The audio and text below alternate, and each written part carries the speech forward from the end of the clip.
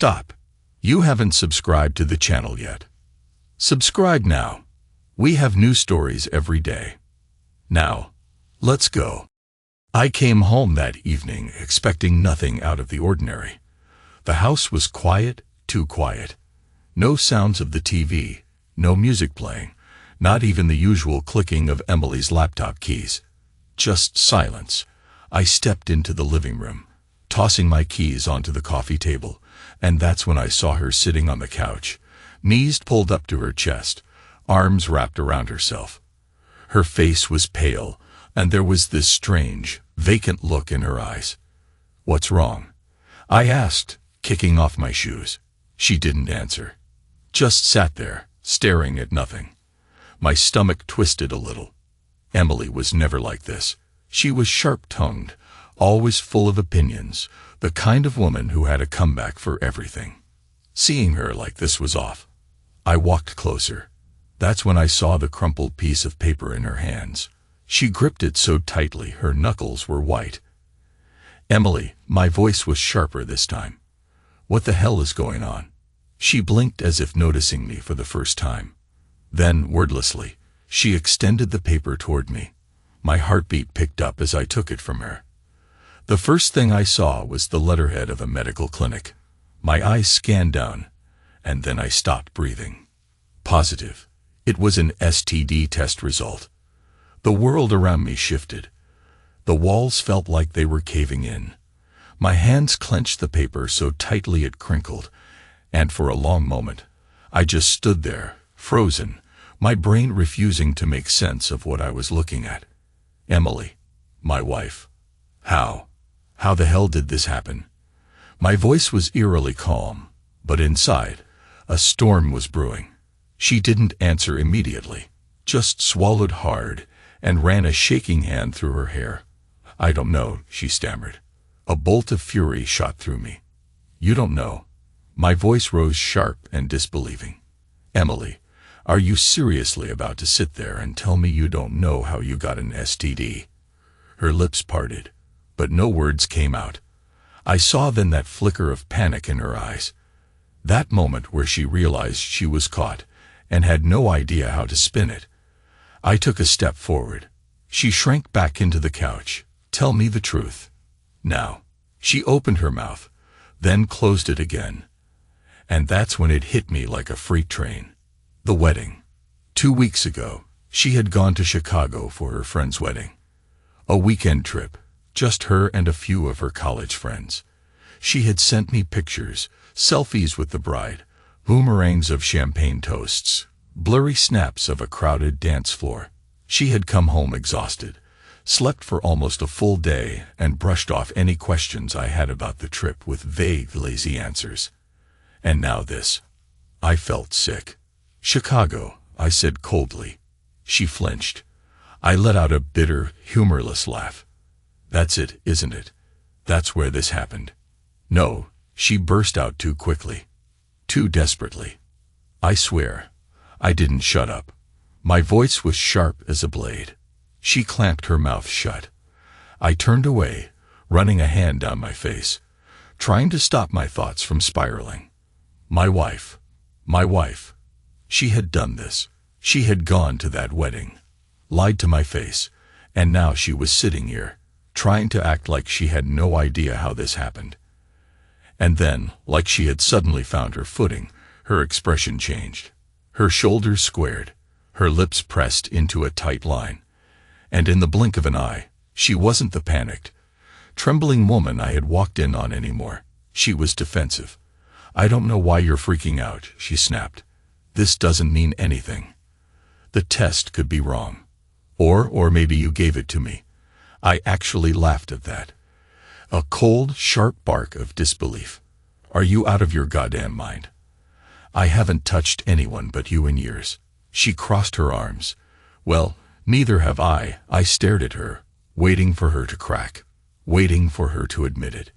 But she just sat there, chin lifted in defiance, as if she actually thought she could gaslight me into believing that some STD had miraculously appeared out of thin air. I could feel my heartbeat in my throat. Every part of me was screaming at me to flip the coffee table, to punch a hole through the goddamn wall, to do something to release the absolute fury surging through me.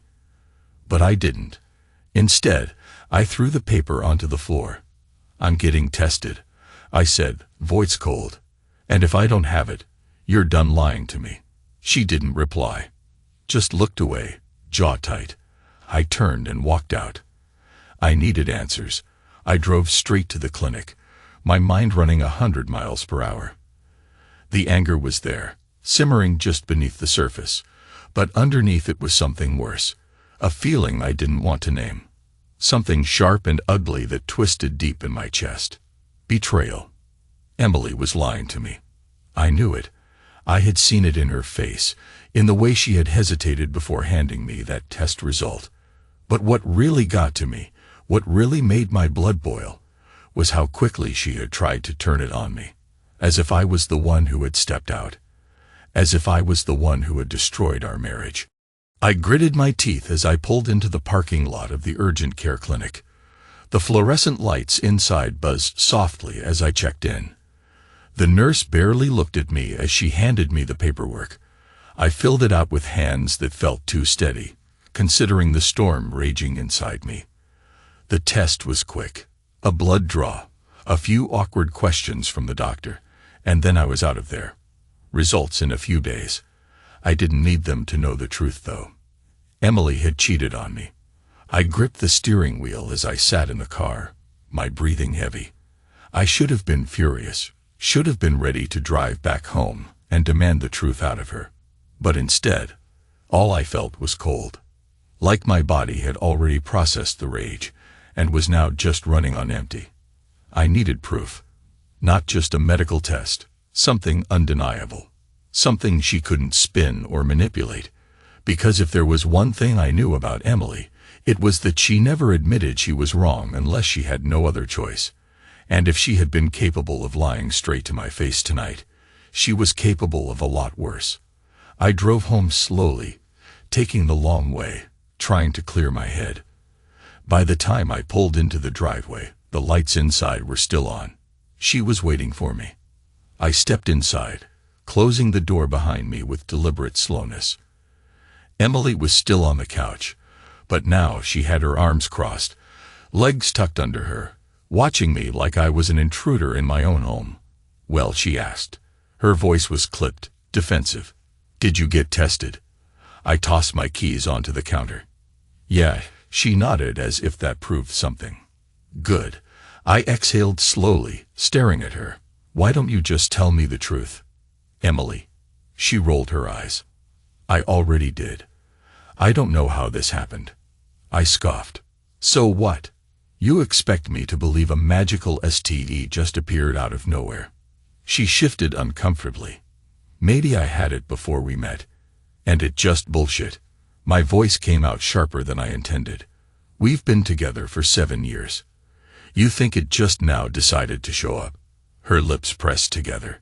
She knew I had her, but instead of admitting it, she did what she always did when backed into a corner. She got nasty. "You know what? You're being really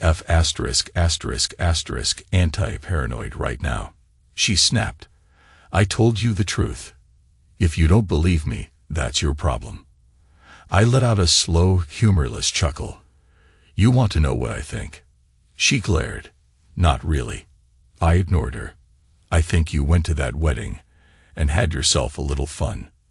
And now you're trying to lie your way out of it." Her face twisted. "Oh, you seriously?" I stepped closer. "You cheated on me." "I didn't say it. I didn't and cheat on you," she shouted, jumping to her feet. Her hands were clenched into fists at her sides, her chest rising and falling rapidly. She was lying. And I knew because Emily only screamed when she was guilty. I stared at her for a long moment, letting the silence stretch between us.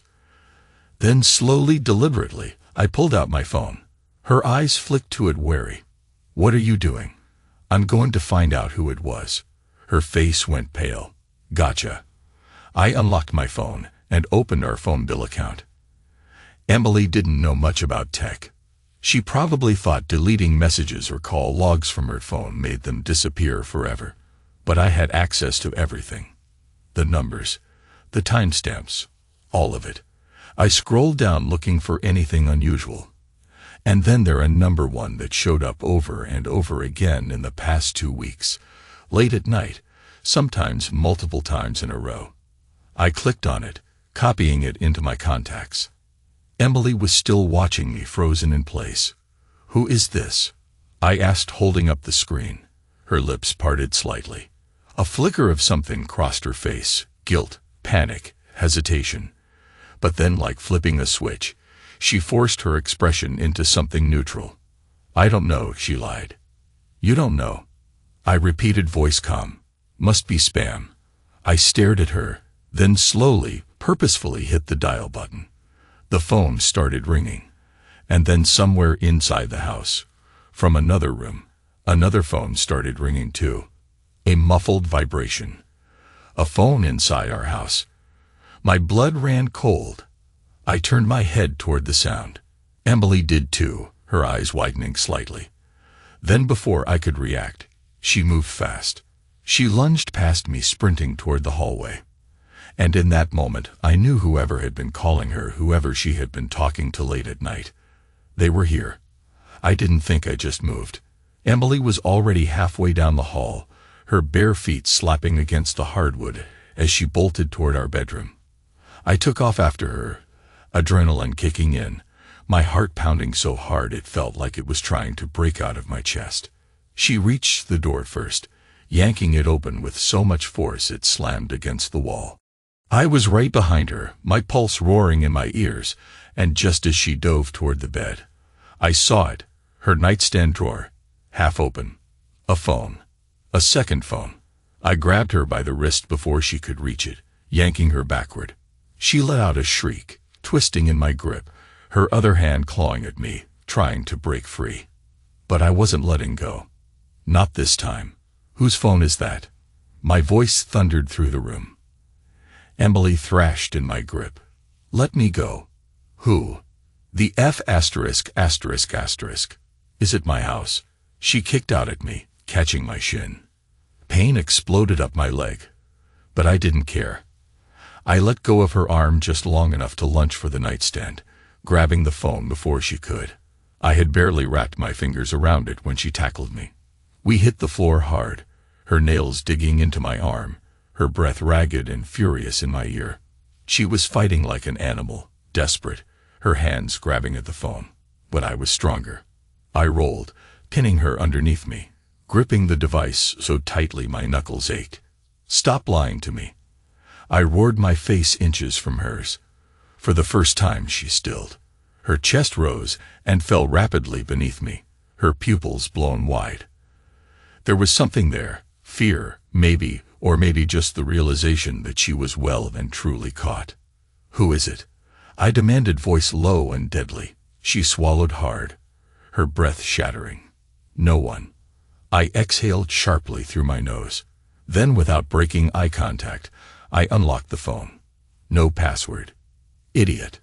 The call log was right there, staring up at me, and the most recent call, the one I had just made, was at the very top. No name, just a number. But that didn't matter, because right beneath it, in the list of frequent contacts, was one name: Nick. I froze. My entire body went cold. Nick. Our friend. Our married friend. Nick, who had been at the wedding in Chicago. Nick, whose wife, Lauren, was one of Emily's closest friends. Nick, who had been in my house dozens of times. My grip tightened on the phone, my fingers digging into the edges so hard it felt like I might snap it in half. I turned my head slowly, looking down at Emily. She was watching me carefully, her lips pressed into a thin, blubberless line, waiting to see how I would react. "Nick?" My voice came out quiet. Too quiet. Emily didn't answer. I pushed off her, climbing to my feet, my breathing shallow and uneven. The room felt smaller, hotter, the walls closing in.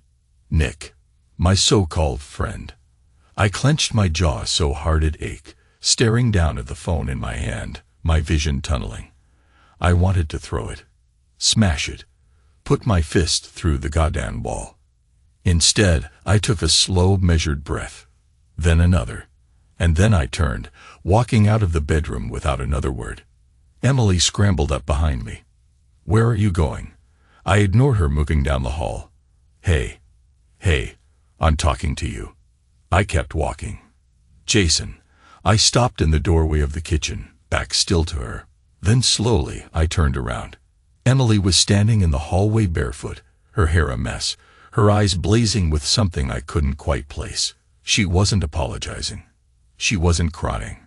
She wasn't even sorry. She was angry, like I was the one who had done something wrong, like I was the villain in her story.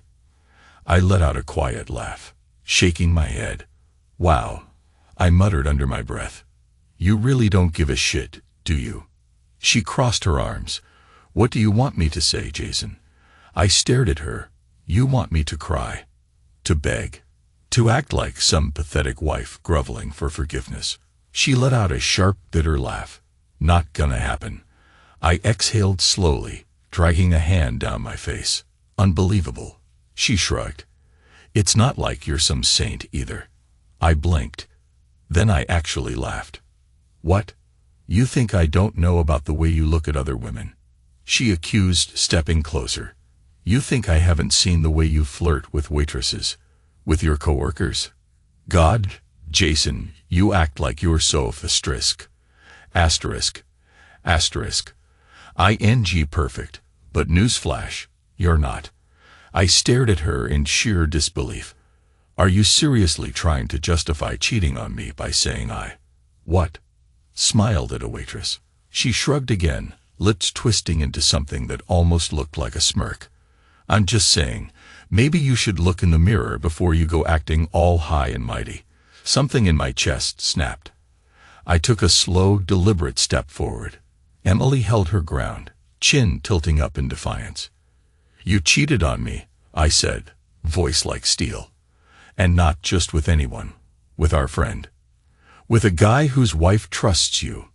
A guy who has been in our house, sat at our dinner table, smiled in my goddamn face." I leaned in, lowering my voice to a whisper. "And you don't even feel bad about it?" For the first time, she looked away. Just for a second. But it was enough. I pulled back, exhaling slowly. My hands were steady now. My heart beat even, because I had just made a decision. Emily noticed the shift immediately. Her eyes narrowed. "What?"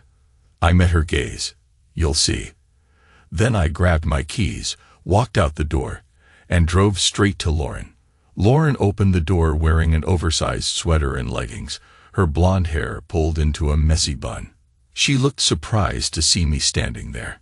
My face probably a mask of barely contained fury. "Jason." She tilted her head, confusion flickering across her face. "Hey, what's going on?" I didn't answer right away. Instead, I took a slow, steady breath.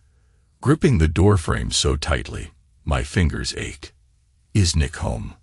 Lauren frowned. "No, he's working late." "Why?" "Perfect." I exhaled sharply, nodding to myself. "Can I come in?" She hesitated just for a second, but then stepped aside. "Yeah, of course." I walked in. The scent of cinnamon candles hitting me immediately. Their house was spotless, warm, cozy, a home, the kind of place built on trust, on years of love and partnership. It made me sick to my stomach. I turned to face her. She was still watching me carefully, concern now creeping into her expression. "Jason, you're scaring me a little." "What's going on?" I stared at her, at the way her brows furrowed slightly, at the way she hugged her arms to herself like she was bracing for something bad.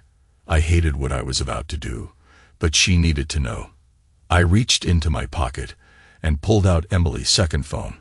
Then, without a word, I unlocked it, scrolled to the call log, and handed it to her. She took it hesitantly, glancing at the screen. Her eyes flicked over the name at the top. "Nick." I watched the blood drain from her face. For a second, she just stood there completely still. Then very slowly, She lifted her gaze back to mine. What is this? My throat felt tight. It's Emily's other phone. Her lips parted slightly like she wanted to say something but didn't know how. I could see it happening in real-time. The pieces clicking into place. The slow, horrific realization dawning on her. Her fingers trembled around the phone. Tell me this isn't what I think it is. I swallowed hard, my jaw clenching. Emily got tested for an STD today, I said, my voice flat. She came up positive. Lauren inhaled sharply, taking a half step back, like I had just physically struck her. No, I nodded grimly. She tried to lie about it. Gaslight me. Said she had no idea how it happened. But when I checked our phone bill, I saw this number over and over again. Late at night, private calls. I exhaled sharply. Called it. This phone started ringing from inside my house. Lauren covered her mouth with one hand, her breathing turning ragged. No, Lauren. But she was already moving, already pacing. One hand gripping the fabric of her sweater as she shook her head violently. No, this isn't. He wouldn't. Her voice cracked. They wouldn't. I said nothing, because we both knew they would. She stopped pacing suddenly, standing in the middle of the living room. Her back to me. Her whole body was trembling. Then very slowly she turned around. Her eyes were red-rimmed. But there were no tears. Not yet. Just fury. Where is she? She asked, voice eerily calm. I exhaled at home. Lauren nodded once. Then she stormed toward the front door, grabbing her coat off the hook. I followed her without hesitation, because if there was one thing I wanted more than anything right now, it was to watch Emily's world burn. The drive to my house was silent. Lauren sat rigid in the passenger seat, gripping her phone so tightly, I thought she might crack it in half. I could practically feel the rage radiating off her. And the worst part, I got it. I got it because I was feeling the exact same thing. By the time we pulled into the driveway, my hands were itching to slam the door open to grab Emily and force her to look Lauren in the eyes and admit it. But I didn't have to. Because as soon as I unlocked the door, Lauren shoved past me, storming inside like a hurricane. Emily. Her voice rang through the house, sharp and venomous. For a second, there was nothing. Just silence. Then footsteps. Emily appeared in the hallway, dressed in pajamas, her hair tied up in a messy bun. When she saw Lauren, she stopped dead in her tracks. Her face went slack. Lauren, she said cautiously, what are you doing here? Lauren took a slow step forward. Her hands clenched into fists at her sides. I know, Emily blinked. Know what? Lauren laughed. A cold, humorless sound. Then, in one swift motion, she threw Emily's burner phone onto the floor between them. Pick it up, she commanded. Emily's gaze flicked to the phone, then back to Lauren. I don't pick it up. Emily flinched. For the first time since this started, I saw something in her expression that almost looked like fear. She didn't move. Lauren took another step forward, voice dropping to a whisper. How long? Emily swallowed hard. Lauren, by how long? Emily's mouth opened, then shut. Lauren's breathing was ragged now, her whole body vibrating with anger. She shook her head, letting out a shaky laugh. You were in my house, she hissed. You smiled in my face. You played with my kids. Emily looked away. Lauren's voice turned lethal. You let me complain to you about him. You let me tell you about our problems. And the whole time, she let out a shuddering breath. You were F, asterisk, asterisk, asterisk, and G, my husband, behind my back. Emily's shoulders squared. And just like before, I saw at the moment she decided to double down. She crossed her arms, lifting her chin. You don't know what you're talking about. Lauren actually laughed at that. A wild, almost unhinged laugh. Then she lunged. I barely had time to react before Lauren grabbed Emily by the wrist and shoved her back against the wall. Emily gasped, eyes going wide. You ruined my family, Lauren snarled. You broke my trust. and you don't even have the decency to feel bad about it." Emily struggled in her grip. Lauren let go abruptly, shoving her away. Emily stumbled, catching herself against the wall, her face red with anger and embarrassment. For a moment, no one spoke. Then Lauren inhaled sharply and straightened her shoulders. She turned to me, eyes flashing. "We're going to his office." Emily's breath hitched. Lauren noticed. She smirked. "Oh, you don't like that, do you?" Emily's lips pressed into a thin line. Lauren tilted her head. "You're afraid." Emily's jaw tensed, but she said nothing. Lauren turned to me. "Come on." I nodded once, and as we walked out the door, Emily finally broke. "Wait," she called out, her voice desperate. "Jason, please." I stopped in the doorway, glancing back at her. She looked small now, helpless, pathetic. I met her gaze, my expression unreadable. Then I turned away, and we drove off to destroy Nick. The drive to Nick's office felt like the calm before a storm. The air was thick with tension and almost suffocating silence sitting between Lauren and me. She hadn't said a word since we left the house. She just sat there, gripping her phone so tightly I could hear the plastic casing creak. I understood. She wasn't just angry. She wasn't just betrayed. She was unraveling. And so was I. When we pulled up to the building, Lauren didn't hesitate. She was out of the car before I had even fully parked, marching toward the entrance like a woman on a warpath. I followed, my pulse pounding in my ears. Nick worked in real estate. He had his own office in a sleek, modern building with big glass windows that reflected the city lights. It was after hours, but I knew for a fact he was still here. He had texted me earlier in the week complaining about late meetings, about how busy he was busy. Yeah, right. Lauren yanked open the door, and we stepped into the lobby. The receptionist, some young guy who looked barely old enough to drink, glanced up from his phone. "Oh, hi. Can I help you?" Lauren didn't even look at him. "Where's Nick?" The guy blinked, clearly taken aback. "He's in his office, but he's with a client." So she was already moving. The receptionist stammered something behind us, but I ignored him, keeping pace with Lauren as she stormed down the hall, her heels clicking against the polished floor. She knew exactly where she was going. We had been to Nick's office before for barbecues, holiday parties, casual drop-ins, and yet something about this walk felt different. Like we weren't just approaching a man's office. We were approaching his reckoning. Lauren reached his door first. She didn't knock. She didn't hesitate. She just shoved it open. Nick was sitting behind his desk, leaning back in his chair, phone in hand. He looked up, startled, eyebrows furrowing as he saw us standing there. "Lauren." His gaze flicked to me. "Jason. What the hell?" Lauren threw Emily's burner phone onto his desk. The room went dead silent. Nick stared at the phone. Then very slowly, he sat up straighter, his expression shifting into something I couldn't quite read. He knew. He knew exactly why we were here. Lauren crossed her arms, her jaw tight. "Say it." Nick's throat popped. "Say what?" Lauren let out a sharp, humorless laugh. "Oh, don't a fast risk. Asterisk. Asterisk. ING do that. Don't sit there and pretend like you don't know what this is." She leaned forward, palms flat against his desk. "Say it." Nick exhaled slowly, rubbing his temples. "Lauren, let's not do this here, okay?" Lauren let out a bitter scoff. "Oh, now you want privacy?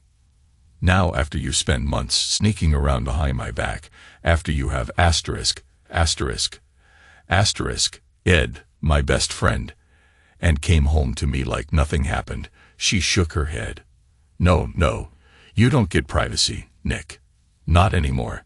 Nick ran a hand down his face, looking exhausted, like he was the one who had been wronged here. I clenched my fists. "Do you even feel bad?"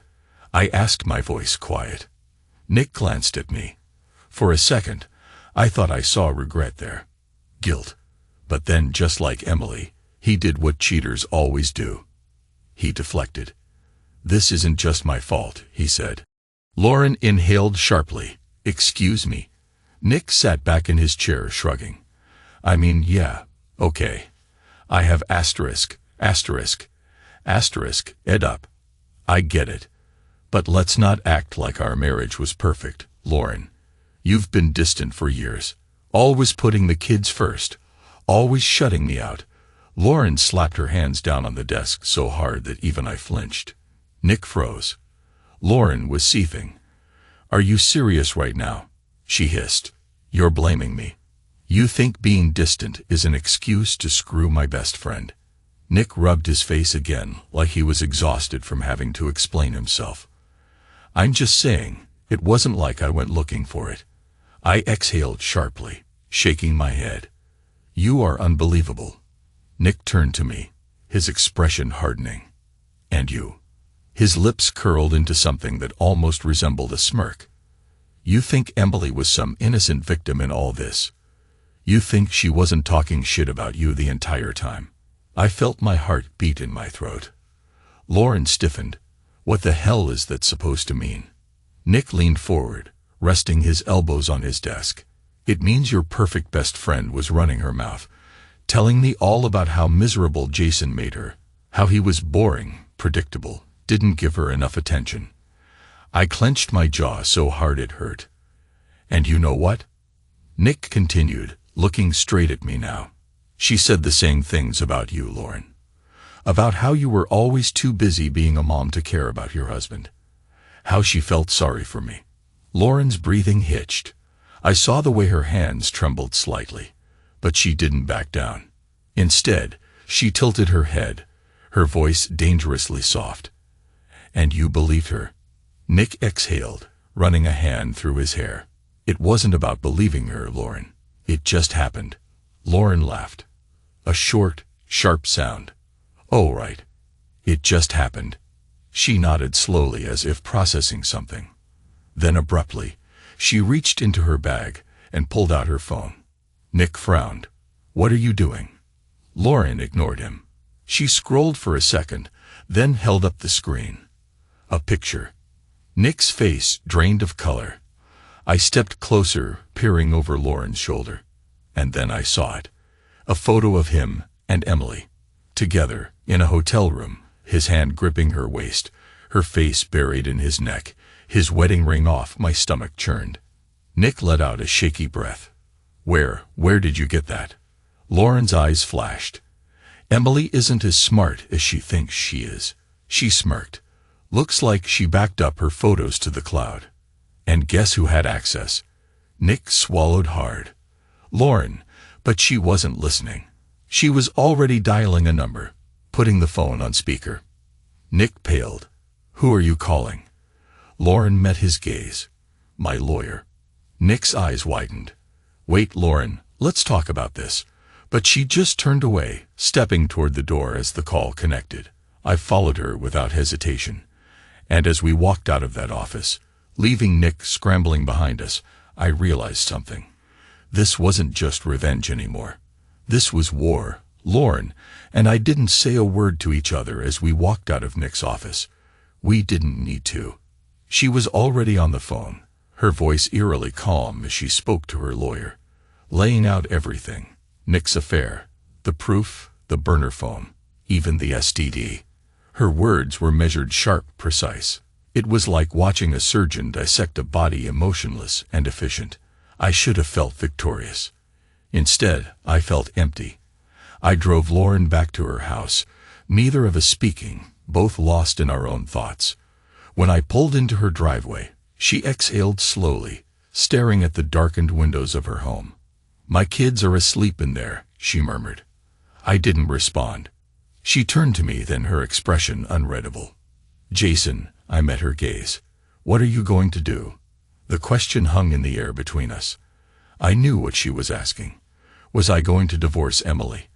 Was I going to fight to burn everything down like she was? I exhaled slowly, gripping the steering wheel. I don't know yet. Lauren studied me for a moment, then nodded. She didn't say anything else, just opened the door and stepped out, walking toward her house without looking back. I sat there for a long time after she was gone, just staring at nothing. And then finally I started the car and drove home. Emily was waiting for me. The second I stepped inside, she was on me, pacing the living room, her arms wrapped around herself, her face tight with something that almost looked like guilt. Almost Jason. She breathed, rushing toward me. Listen, I walked past her without a word. Wait, she grabbed my arm, her fingers digging into my sleeve. Please just listen to me. I stopped. Slowly, I turned to face her. She looked wrecked. Her eyes were red, her hair a mess, her entire body vibrating with barely contained panic. But it wasn't the kind of panic that came from guilt. It was the kind that came from consequences. Ida. She admitted, I know I did. I said nothing. But Jason, you have to believe me. I never meant for this to happen. I let out a slow, bitter laugh. Oh, so what, you tripped and fell onto next D***K. She flinched. I shook my head, stepping back, running a hand down my face. Jesus Christ, Emily, her breath hitched. I was lonely. She said quickly, you've been so distant lately. So disconnected. And I barked out a humorless laugh. Oh no, you do not get to pull that **T on me. I turned to face her fully, my hands clenched into fists at my sides. You want to know why I've been distant, Emily? Maybe because I work 60-hour weeks to give you the life you want. Maybe because every time I tried to talk to you, you were glued to your damn phone texting God knows who. Maybe because I thought we were fine. And meanwhile, you were out there screwing my so-called friend. Her lips parted slightly. For the first time, she looked genuinely speechless. I exhaled sharply. You don't get to act like the victim here. She swallowed.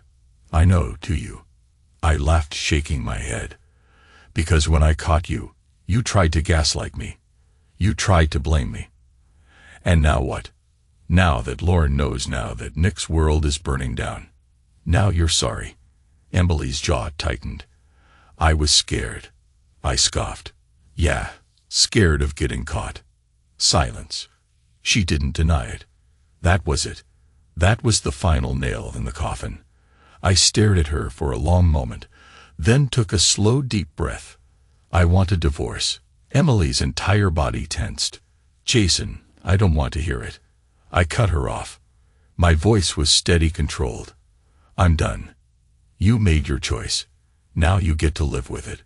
She inhaled sharply, her hands balling into fists at her sides. So that's it. She snapped. 7 years of marriage gone. Just like that. I let out a quiet chuckle.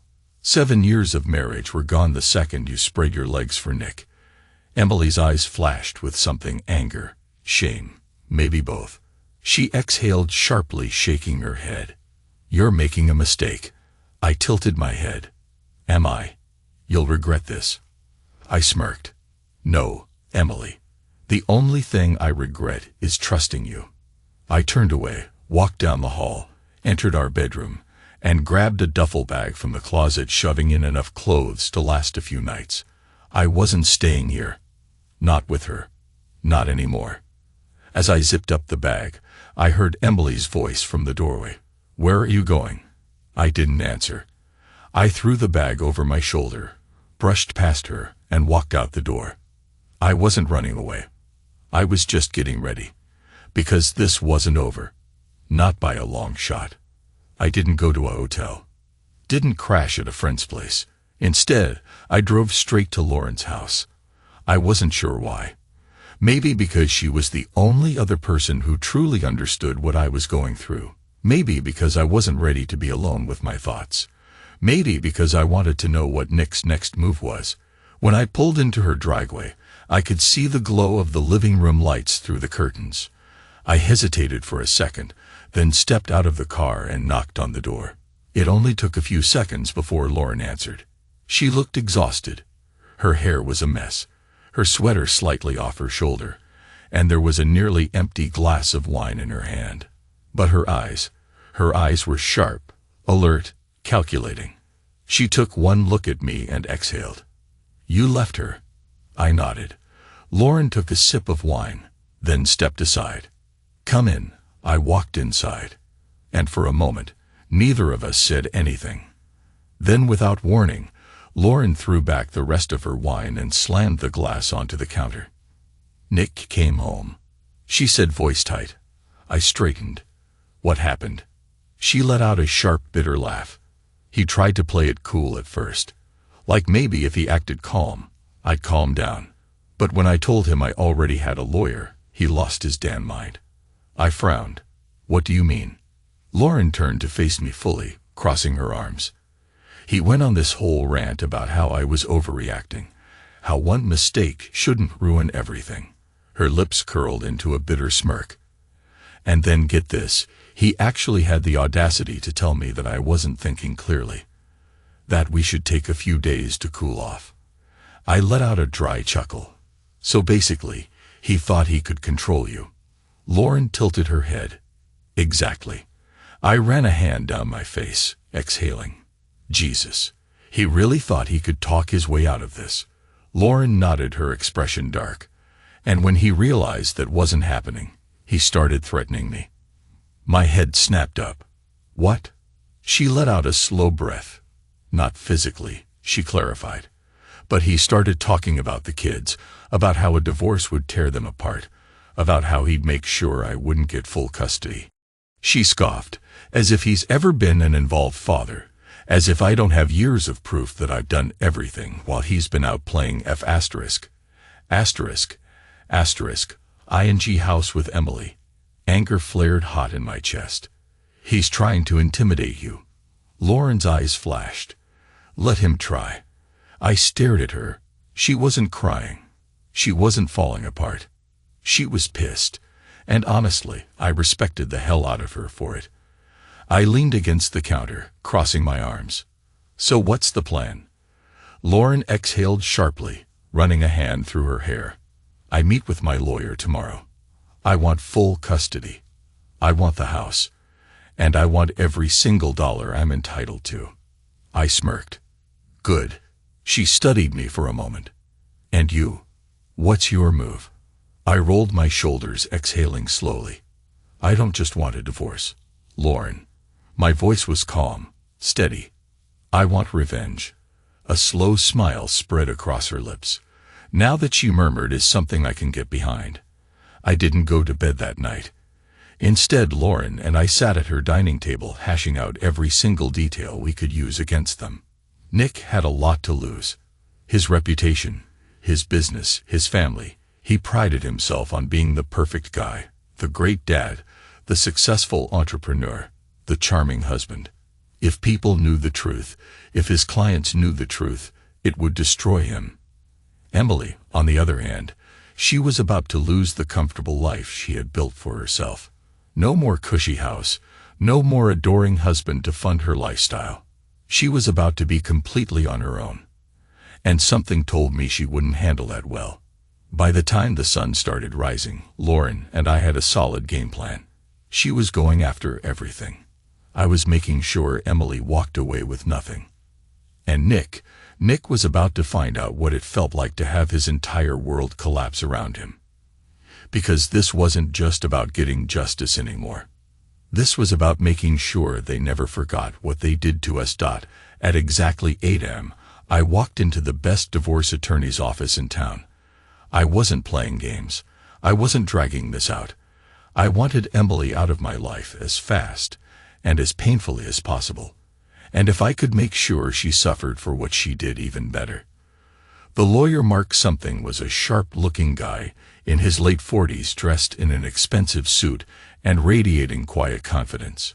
He glanced over the paperwork I had brought, bank statements, phone records, Emily's test results, and then leaned back in his chair, steepling his fingers. "This is bad," he said bluntly. I smirked for her. "Yeah," he nodded. "You have everything you need to bury her in this divorce. Infidelity, reckless endangerment. You could take her for everything." I leaned forward. "That's exactly what I want."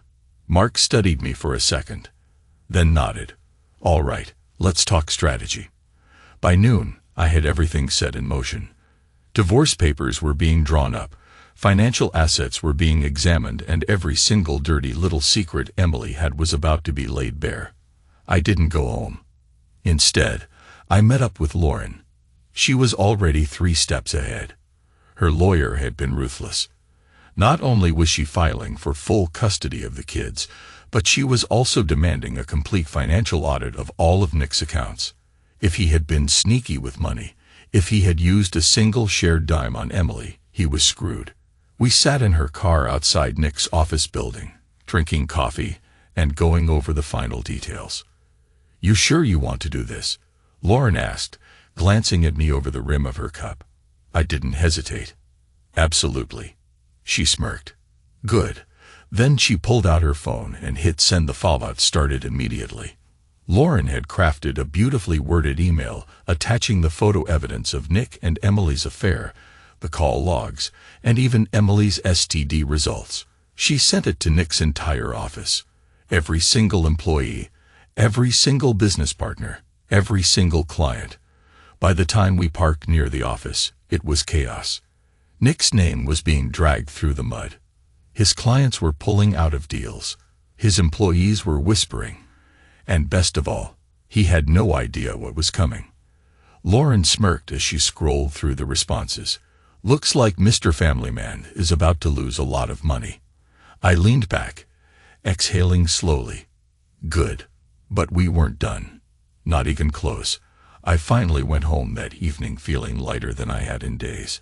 Emily was sitting on the couch when I walked in, clutching her phone with a stricken expression. Her eyes were wide, her lips parted in shock. She looked up at me slowly. "You," she whispered. I tossed my keys onto the counter. "Me?" Her nostrils flared. "You did this?" I raised an eyebrow. "Did what?" Her grip tightened on her phone. "Nick just called me. His business is collapsing. His clients are leaving. His employees are pissed. He thinks Lauren did it, but I know it was you." I smirked. "Oh, and what exactly did I do, Emily?" She stood abruptly, furious now. "You exposed us." I laughed, slow and deliberate. "Oh, sweetheart." I stepped closer, lowering my voice. "You exposed yourself the second you decided to screw another man behind my back." Her breath hitched. I leaned in, my voice dropping to a mocking whisper. "You thought you could do this to me? To Lauren? And just walk away?" She swallowed hard. I pulled back, smirking. "Now you get to watch everything fall apart." Emily snapped. "You petty, vengeful bastard," she shrieked, shoving me. "You think this makes you a man ruining my life? Ruining Nick's life?" I didn't move, didn't even flinch. I just smiled. And that made her even angrier. "You think you won?" She spat, eyes blazing. "You think I'm just going to let you destroy me?" I exhaled, shaking my head. "Emily, you destroyed yourself. I'm just making sure you feel it." Her jaw clenched so hard I thought her teeth might crack. She was furious, desperate, good. Because this was only the beginning. Emily paced the living room like a trapped animal, her fists clenching and unclenching at her sides. She was fuming. Not remorseful, not regretful, not even embarrassed. Just furious because for the first time in her life she had no control. And I was watching her burn. "You think you can just rip my life apart and walk away?" She snapped, spinning to face me. I exhaled slowly, shaking my head. "Emily, I don't need to rip your life apart." I smirked. "You did that all by yourself." Her eyes darkened. "You're going to regret this, Jason." I laughed, because that was hilarious. "I'm going to regret divorcing a liar and a cheater." I raised an eyebrow. "I don't think so." She stepped closer, voice dropping to a venomous whisper. "You'll regret humiliating me like this. Making me look like a fool. Making me lose everything." I tilted my head. "Funny. That's exactly what you did to me." Emily's breathing turned ragged. She was shaking now, not from fear, but from sheer uncontrollable rage. For years, she had always been the one with the upper hand. The one who twisted situations, who manipulated, who lied so well it felt like truth. But now, she was backed into a corner, and she hated it. I turned heading toward the bedroom to grab the rest of my things, but before I could take 2 steps, "Lauren is using you," Emily hissed. I froze. Slowly, I looked back at her. Emily's lips curled into a cruel smile. "Oh, what? You think she actually cares about you? That you two are in this together?" She laughed, shaking her head. "She's using you to take down Nick, Jason. And when she's done, she'll throw you away just like she's throwing him away." I exhaled through my nose, unimpressed. "Wow," I mused. "That almost sounded convincing. You should have tried that before I found out you were a lying, cheating piece of she knew." Silence. I narrowed my eyes. "What?" Emily smirked. "Lauren, she knew about me and Nick before you did." I stared at her. "Bullshit." Emily shrugged, crossing her arms. "Believe what you want, but ask yourself this. Why do you think she wasn't surprised when you showed up at her house? Why do you think she already had a plan? Why do you think she just happened to have all those messages and pictures ready to go?" I clenched my jaw. "She knew Jason," Emily continued, voice dripping with poison. "She just didn't care until it benefited her." I turned away, refusing to give her the satisfaction of a reaction. But her words, they dug in deep. I barely slept that night. I told myself it was just Emily being Emily, twisting the truth, trying to manipulate me into second-guessing everything. But a nagging voice in the back of my head wouldn't shut up. What if she was right? What if Lauren had known? What if I had been so caught up in my own betrayal that I never stopped to question anything? The next morning I drove to Lauren's house. She opened the door wearing sweatpants and a hoodie, a cup of coffee in her hand. Her eyebrows shot up when she saw me. "You look like hell." I didn't respond. I just stepped inside, closing the door behind me. Lauren frowned, setting her coffee down. "Jason, what's wrong?" I exhaled, rubbing a hand over my face. "I need to ask you something. And I need you to tell me the truth." She crossed her arms. "Okay." I looked her in the eye. "Did you know about Nick and Emily before I told you?" Silence. Lauren's entire body stilled. And that was my answer. I let out a bitter laugh, shaking my head. "Jesus Christ." Lauren exhaled sharply, running a hand through her hair. "Jason, you knew I cut her off. For how long?" She hesitated. "A few weeks. A few weeks." I stared at her in disbelief. "And you didn't tell me?" Her jaw clenched. "I didn't have proof. I had suspicions. I wasn't going to say anything until I knew for sure." I scoffed. "Oh, so you waited until I found out?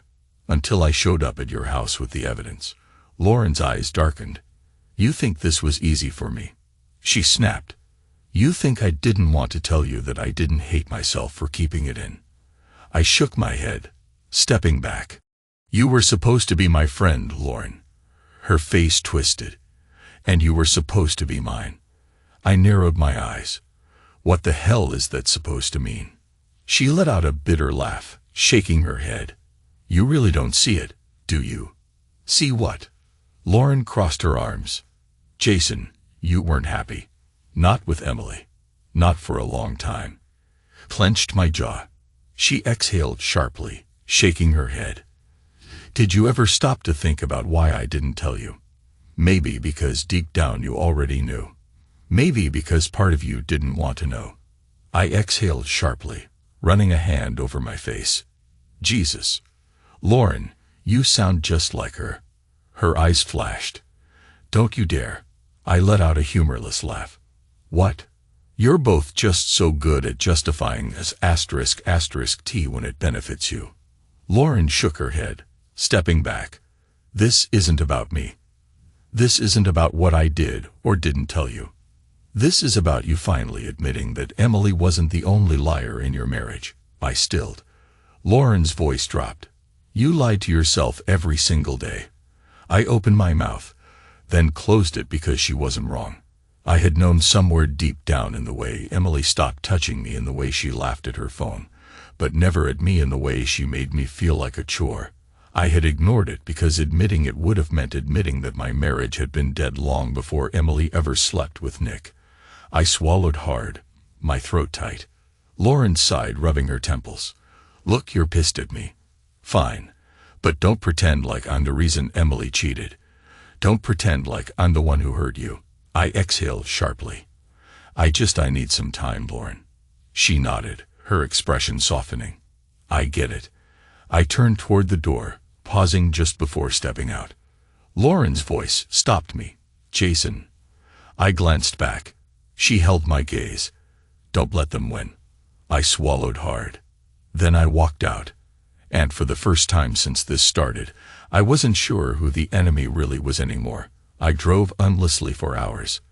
The weight of everything sat heavy on my chest, pressing down until I could barely breathe. Emily's betrayal, Lauren's deception, Nick's pathetic excuses, it was all tangled together in a mess of lies, manipulation, and half-truths. But the worst part, Lauren was right. I had spent years lying to myself, pretending everything was fine, ignoring the signs, letting Emily treat me like an afterthought, while I convinced myself that was just marriage, that things would get better, that if I worked harder, if I gave more, if I just tried, she'd look at me the way she used to. I had spent years holding onto a corpse, refusing to admit it was already dead. And now I was free. Not just from Emily, but from the lie. I pulled into a parking lot overlooking the city, resting my arms on the steering wheel. The sun was setting, casting everything in deep shades of orange and gold. It was beautiful, quiet, a stark contrast to the chaos I had just endured. For the first time since this whole mess started, I breathed. Really, truly breathed. And then I pulled out my phone. The divorce papers were filed the next morning. I didn't give Emily a chance to beg, to argue, to negotiate. My lawyer had the best in the business on speed dial. And within days, everything was in motion. Emily didn't take it well. She screamed when she saw the paperwork, called me every name in the book, told me I was making the biggest mistake of my life. You're throwing away everything we built, she shrieked, pacing the kitchen like a lunatic. I just smiled, sipping my coffee. You threw it away the second you let another man inside our bed. That shut her up. Nick, on the other hand, he had bigger problems. Lauren annihilated him. The financial audit exposed everything. Turns out he had been spending a lot of their joint money on Emily hotels, flights, gifts, even cash transfers. Lauren's lawyer tore him apart in mediation. She got everything. The house, full custody, child support that would leave Nick bleeding every single month. And when the judge ruled in her favor, Lauren turned to Nick with a sweet, satisfied smile and said, "Tell Emily I said hi." Nick lost his mind. Lauren left the courtroom glowing. It took months for the dust to settle. Emily tried reaching out a few times, weak, desperate texts that I didn't even bother responding to. I had nothing left to say to her. Nick, he disappeared, lost his biggest clients, had to sell his office. Last I heard, he was struggling to keep his business afloat, and Emily, well, she didn't exactly sign up to be with a broke man. Lauren texted me one night months later. Emily and Nick broke up. I laughed. Not because it was funny, but because it was predictable. She had destroyed everything for him. And the second things got hard, she bailed. It was exactly what she deserved. I rebuilt my life from the ground up. Got my own place. Focused on myself for once. I started hitting the gym, eating better, picking up old hobbies I had abandoned during my marriage. I lived. And for the first time in years, I was happy. Lauren and I stayed in touch, not in the way people might think. There was no romantic tension, no revenge fling. Just a mutual understanding, a shared war story, a bond forged in betrayal. One night, we grabbed drinks just as friends. She raised her glass, smirking to freedom. I clinked my glass against hers to revenge, and Dan, did it taste sweet.